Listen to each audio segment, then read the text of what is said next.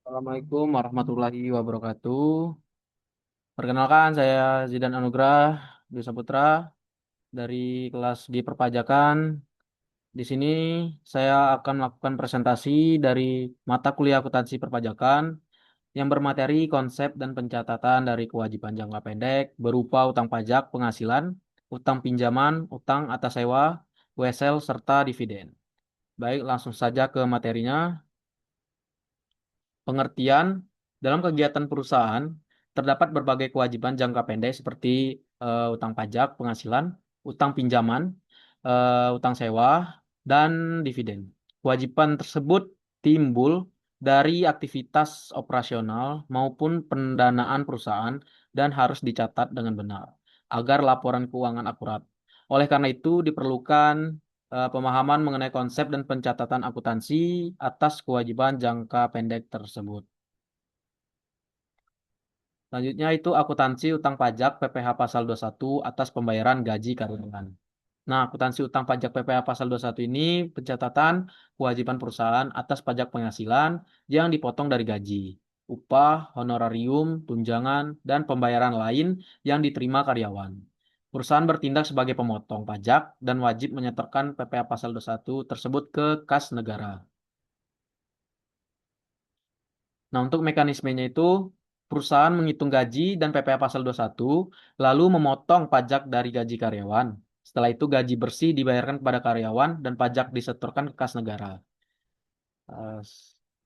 Itu contoh pencatatannya itu, misalnya gaji karyawan itu 500.000 dan PPh pasal 21 yang dipotong itu 100.000 dan gaji bersih yang dibayar kepada karyawan itu 4.900.000. Nah, yang 100.000 tadi inilah yang disetor ke kas negara. Dan saat pembayaran gaji itu di debit itu ada beban gaji 5 juta dan di kreditnya itu utang PPh pasal 21 100.000 dan kredit kasnya itu 4.900.000. Dan untuk saat penyetoran PPh pasal 21 di debit itu ada utang PPh pasal 21 100.000 dan di kredit itu ada kas 100.000. Selanjutnya itu akuntansi utang pajak PPh pasal 23 atas bunga pinjaman.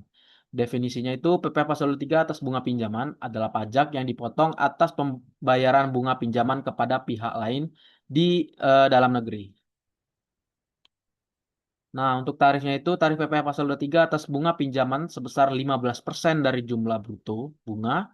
Dan untuk pencatatan itu saat pembayaran bunga pinjaman, di debitnya itu ada beban bunga sebesar 1 juta dan kredit utang PPh pasal 23 itu 150.000.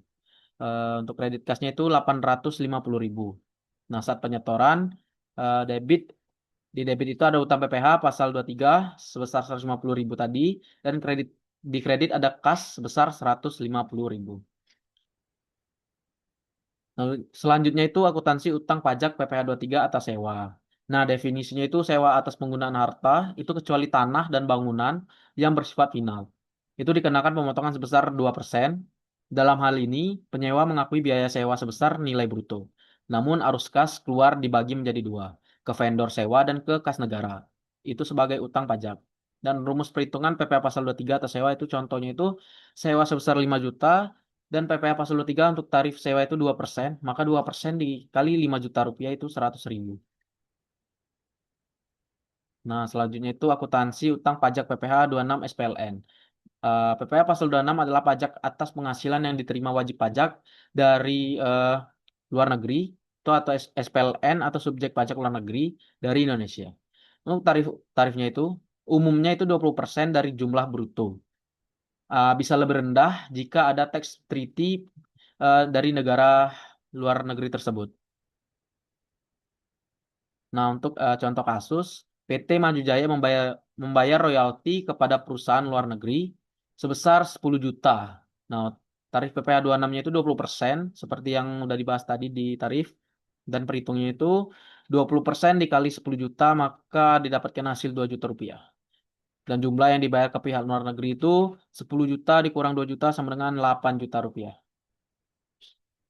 Nah, akuntansi utang pajak atas wesel dan dividen. Utang wesel itu merupakan janji tertulis untuk membayar sejumlah uang pada tanggal tertentu. Utang ini bisa timbul dari pembelian aset atau pinjaman jangka pendek. Akuntansi membedakan antara wesel berbunga, interest dan bearing, dan wesel tanpa bunga itu zero interest bearing. Pada wesel berbunga, bunga harus dicatat secara periodik sebagai beban bunga dan utang bunga.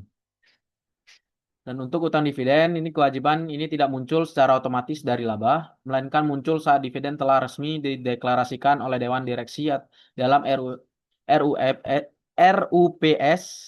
Begitu dideklarasikan, dividen menjadi kewajiban hukum ke perusahaan kepada pemegang sahamnya yang harus dicatat dalam akun liabilitas lancar.